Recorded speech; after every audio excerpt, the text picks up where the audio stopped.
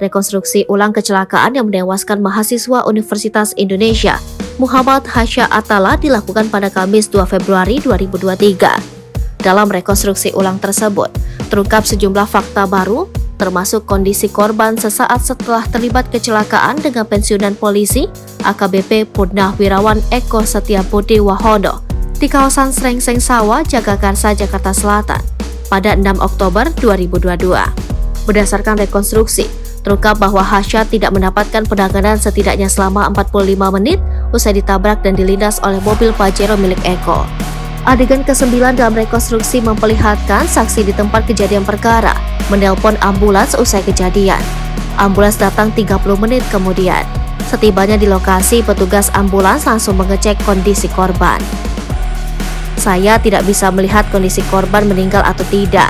Saya hanya melihat matanya sudah ke atas, sudah tidak ada gerakan sama sekali, tidak ada nafas, tutur petugas ambulans saat rekonstruksi. Tubuh Hasya pun dibawa masuk ke dalam mobil ambulans 15 menit kemudian. Saat tiba di rumah sakit, Hasya dinyatakan telah meninggal dunia. Polisi sebelumnya menetapkan Hasya sebagai tersangka dalam kasus kecelakaan ini karena ia disebut melakukan kelalaian hingga nyawanya melayang.